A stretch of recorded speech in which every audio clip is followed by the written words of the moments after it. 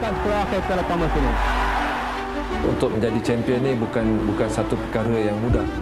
Raket itulah saya kena penampar, kena menang. Sebut sahaja anak-anak Sidik, ramai yang mengenali 5 legenda negara ini dalam sukan badminton bukan hanya di Malaysia, malah pelosok dunia. Keluarga Sidik merupakan antara keluarga yang berkecimpung sepenuhnya dalam sukan badminton dan telah berjaya melakar sejarah apabila menjuarai banyak kejohanan besar di peringkat dunia, antaranya Piala Thomas 1992. Perjalanan mereka sepanjang 50 tahun menjadi pemain badminton bukan satu kejayaan yang mudah. Akui Datuk Seri Jalani Datuk Haji Muhammad Sidik, banyak liku-liku dan perik jerih kehidupan yang perlu dilalui sejak mereka mula bermain badminton seawal usia 5 tahun. Untuk menjadi seorang pemain dunia, kita harus bersaing bukan hanya dalam negara tapi di luar negara, dan satu yang harus kita terapkan adalah yakin kita boleh. Dan itulah yang mana daripada zaman sekolah ataupun zaman remaja, saya tak sangka kerana saya sebagai seorang anak orang kampung kan, daripada kampung, tetapi sebenarnya bukan tiba-tiba dengan kesungguhan dan segala usaha dan segalanya kita dapat menjadi champion. Daripada kecil yang tak boleh lupa ialah tadi yang Mas cakap masuk reban ayam tu. So reban ayam tu dan saya duduk di bawah, di tempat kandang itik dia, rumah satu, atas ayam, bawah itik. Jadi itu adalah satu daripada bapa saya punya denda kerana saya sebenarnya nak mengelak daripada nak main badminton petang-petang tu. Jadi saya ada hal-hal lain yang saya nak buat, tapi bapa selalu tak boleh terima. Bila petang saya balik je dah kena penampar apa semua tu, dah kena bukan dera lah, penampar, dan dia suruh masuk dalam. So kita ikutlah, kita akur. Nanti lepas tu dan ianya bukan sekali, banyak kali.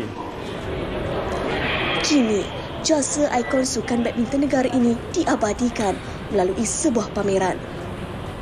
Menurut Datuk Dr. Muhammad Misbud, Datuk Haji Muhammad Sidik, beliau berbesar hati menyumbangkan koleksi peribadi mereka berupa pingat dan piala yang dimenangi sepanjang karier sebagai pemain badminton bertaraf dunia. Sedih sebenarnya kalau saya cakap pasal pingat ni, kerana ialah maklumlah ya, pingat yang saya hilang tu adalah pingat yang pertama saya 1982 All England Champion tu. Saya hilang pingat tu. Dan seterusnya Olimpik saya juga hilang. Pingat Olimpik saya yang pertama tu juga hilang pada tahun yang kita menang pada tahun 1992 tu, yang mana sampai sekarang saya cari tak jumpa-jumpa. So itu yang mana amat menyedihkan kerana apabila pingat-pingat saya kebanyakan ada di sini, itulah 2 pingat yang saya tak dapat nak jumpa dan saya kehilangannya. Selain pingat dan piala, lebih istimewa apabila terdapat 2 batang raket badminton milik bapanya, Allahyarham Datuk Haji Sidik Kamar, yang menyimpan 1001 kenangan turut dijadikan sebagai bahan pameran.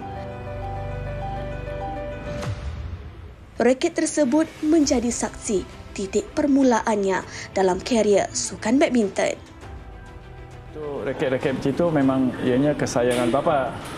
Bapa nak cari duit untuk dapat raket itu, dan ianya dikongsi kepada 5 orang. Ini ketika itu dikongsi kepada 3 orang. Saya, Razib Jalani, yang adik itu jauh lagi. Bila saya lihat tu adalah satu daripada nostalgia yang pernah saya lalui ketika itu. Raket itulah saya kena penampar, kena menang, kalah dan sebagainya. Daripada awal-awal, daripada penglibatan saya dalam badminton, itulah salah satu raket yang pernah saya pakai untuk menjuarai kejohanan-kejohanan. Pameran ini dibahagikan kepada 5 segmen, malah turut diselitkan dengan siri animasi nostalgia anak-anak Sidik yang menggambarkan segala suka dan duka yang dialami 5 beradik ini sewaktu kecil. Saya rasa sangat bangga. Sangat bangga, ini adalah sebenarnya satu anugerah kepada bapa saya, ibu saya, keluarga dan juga adik-beradik. Tidak kira apa jua halangan yang dihadapi, semangat dan kecekalan 5 beradik menjadikan mereka diangkat sebagai legenda sukan negara yang sehingga kini masih disegani.